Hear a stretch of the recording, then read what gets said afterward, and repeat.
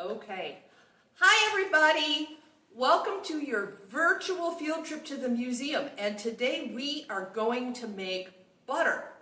But before we make butter, we have to get what butter is made out of, right? And that's milk, which is why we're here to milk the cow. She looks big, right?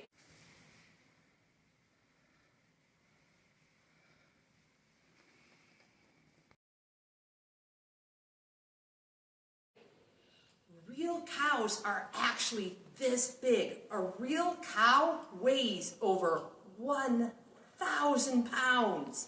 That's big. But that's not the most important part. The most important part is getting the milk out of the cow. And do you know where the milk comes from on the cow? Do I get it by tickling her tummy? Do I get it by pulling her tail? No. When you get the milk from the cow, it comes from this part right here. And this part has a special name. That part of the cow is called the udder. Let's practice saying it again.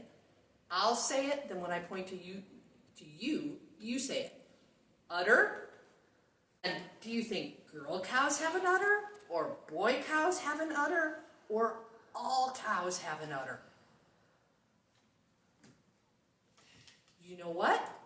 Only girl cows have an udder, because the first reason that a cow gives milk is not so that I can have milk and Cheerios. The first reason that a cow gives milk is to feed her babies. So if you see a cow with an udder, you know two things. Number one, you know she's a girl cow. Number two, you know she's a mom cow. But we're really lucky, because even after the baby cows grow up and stop drinking milk, the mom cow keeps giving milk. And do you guys think cows give a whole lot of milk or a little bit of milk? They give a whole lot of milk. Every cow gives 2 gallons of milk a day. That's a lot of milk. That means just one cow, just this cow, in one day, in 1 week, could fill up this whole can.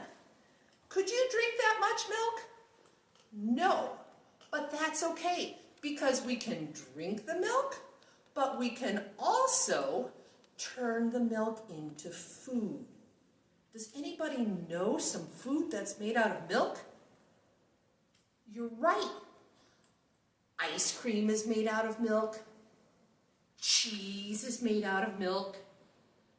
And yogurt is made out of milk. And butter. Butter is made out of milk. And the way people make butter from milk is very cool. Now in history, they would use this. This is what the farmers would use 100 years ago.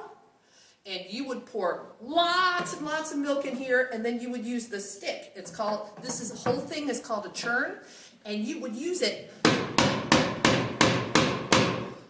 and stir it and stir it and stir it and stir it until it made butter. But that makes a whole lot of butter. And we don't need that much butter today. We only need a little bit, enough for you to try.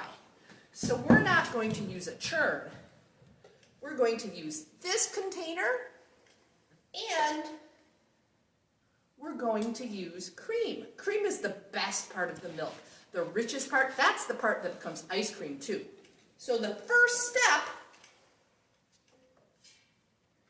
is to take the lid off, and now I'm going to pour the cream into the container. And you watch and tell me, does that look anything like milk? I'm sorry, does that look anything like butter? It doesn't, does it? But the butter is already in there, hiding in little tiny pieces. So what we need to do is make the butter stick together. All the little pieces stick together into one big piece, like giving each other a big hug. And the way we're going to do that is by shaking it. So now you need to put the cap on your container. You have an adult make sure the cap is very tight because now we're going to shake it together. So let's count. 1, 2, 3, 4, 5, 6, 7, 8, 9, 10. Do you think it's butter yet? No, not yet. We need to keep shaking. It will sound like there's a tennis ball in there shaking around, so you will know. Let's do it some more.